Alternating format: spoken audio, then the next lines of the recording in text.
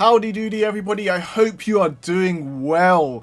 In today's video we're talking about my Dreadqueen Rathian build, and I'm here with Paradise to go through it because I'm back. This build synergizes with his Velcana. If you haven't checked out that video, then definitely go check that out. We'll be talking about the details behind that.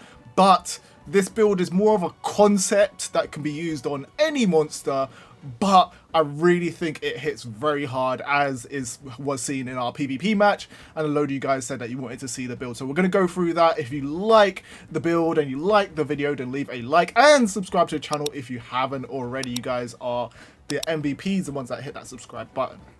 Alright, let's get into it. Paradise, you know what this build does? You kind of do. So I know what this build does now, and I have to say, I actually really like the concept of this build. I slightly kicked myself that I didn't think about it, because you've sort of set this Monstie up to be in a prime position where it pretty much can't get interrupted in its combo, and its combo is pretty much going to one-shot everybody, which is nuts, and I love the idea about it.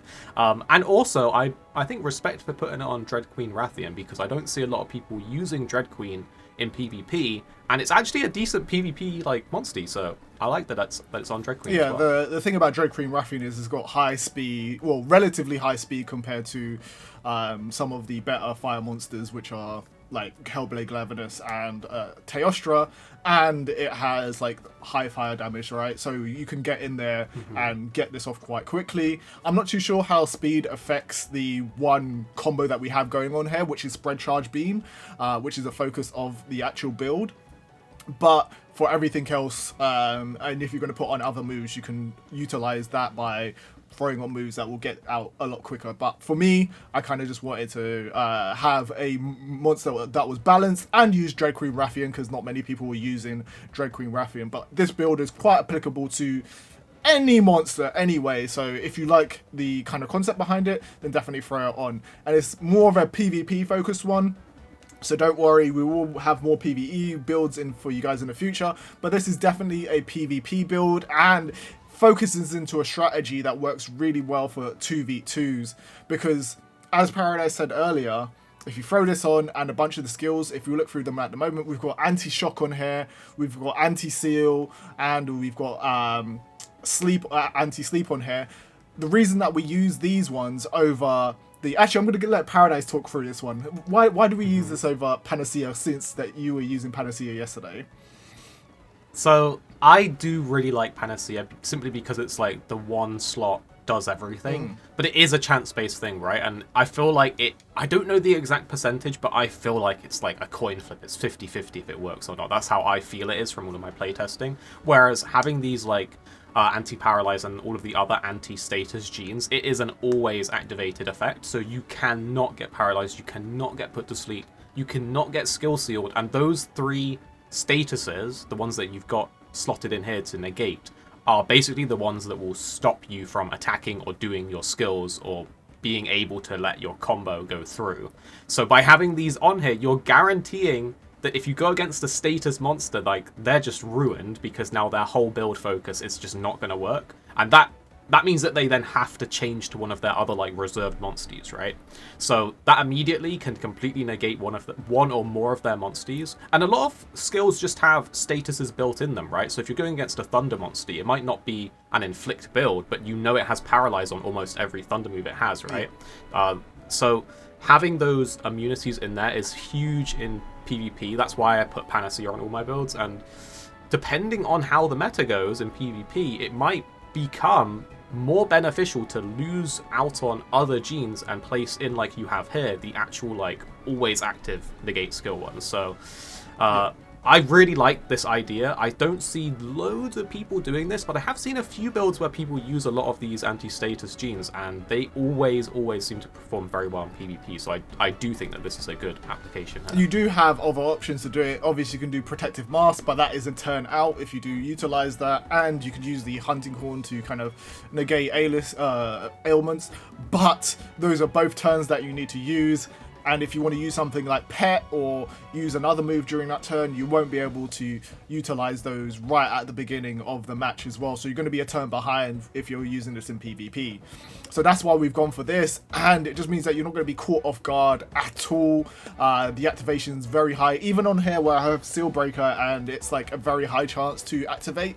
I've had this activate most of the time anyway, so it's not like a huge one that you need to stack up like completely.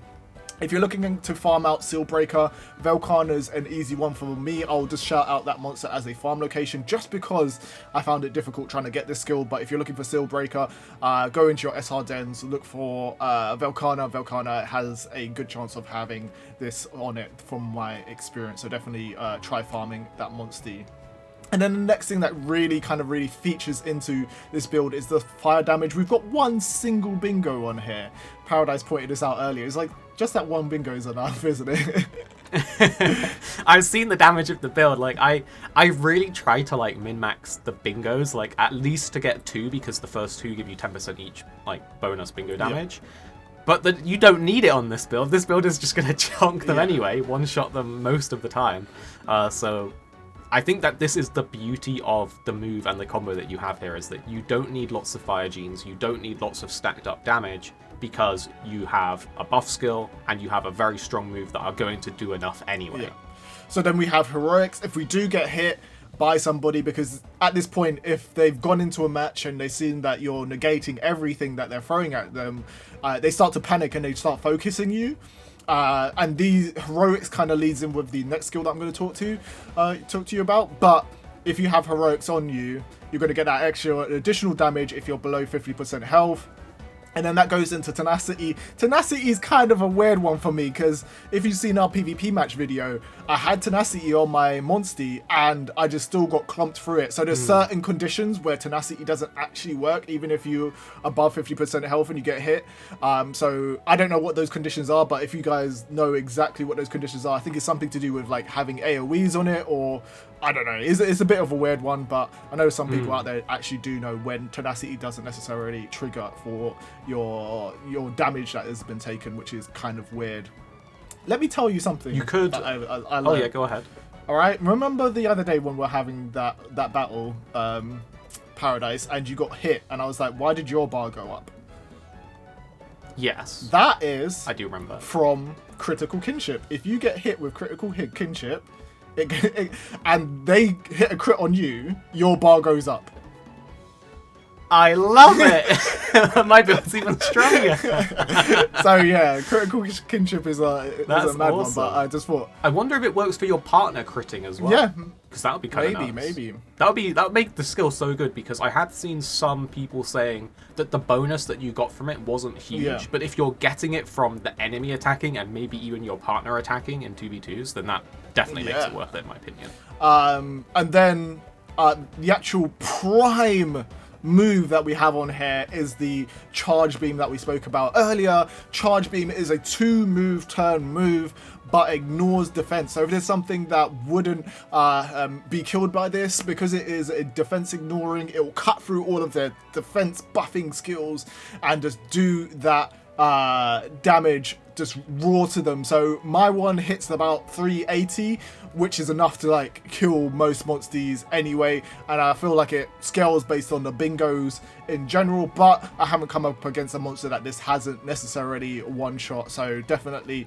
try this out if you are buffed with your pump up as well. So that is the last skill that we have on here. Well, no, the second to last skill that we have on here, which is pump up. Because we're not going for those bingos, we want additional buffs on our monster, and pump up gives you 75% damage. Paradise, talk us through some of the like buff abilities, because you're the buff specialist around here. You love the buffs. I do. I've done some testing and stuff. When you first showed me this, I was thinking, well, Valiant Flare is like the fire buff that works really well. I have it on a lot of my fire monsters, but the exact combo that you have here, I don't think Valiant Flare is going to be a great option for it, because the benefit of Valiant Flare is that if you have Valiant Flare and you have something like Harmony, which is reduced kinship cost, you can do it on turn 1, which is a very, very good opening play. But your charge spread beam is, for one, a fairly expensive kinship cost move. Like it costs, is it 30 something? 36. 36.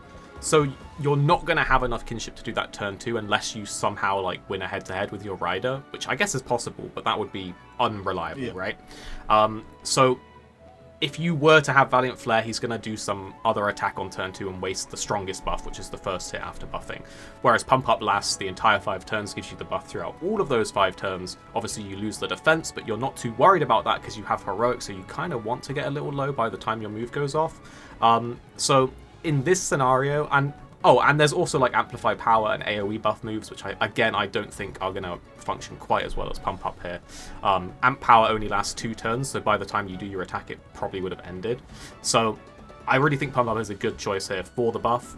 And we've seen the product of like AoEs that have Pump Up on them. Like in PvP, it's enough to just one-shot people. Definitely. So yeah.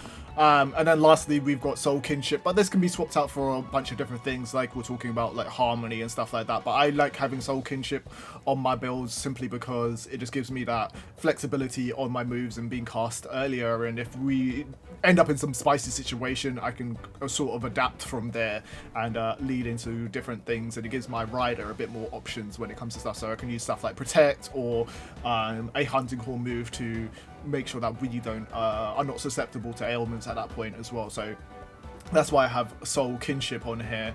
But I'm really enjoying this build. I feel like it's one that people get scared of once they actually realize what's actually happening.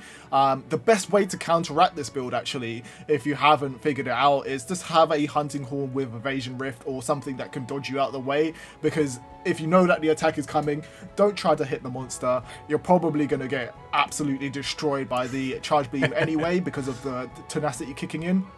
I could probably put Divine Blessing on here to make it a bit more safer as well.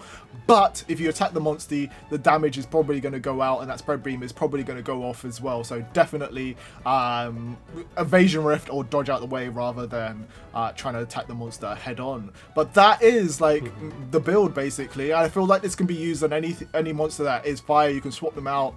You can go for more bingos and scale up that damage if you really want to. But for now, let me just show you all of the skills and we'll just go through them. So we have Anti-Shock, we've got Anti-Sleep, we've got Heroics, we've got Anti-Seal, we've got Soul Kinship, we've got Pump Up, Fire Plus Gene, Heat Beam Gene, and Tenacity. This is just a fun build to have. I've been taking it out on a lot of our PvP matches and just having a bunch of fun with it.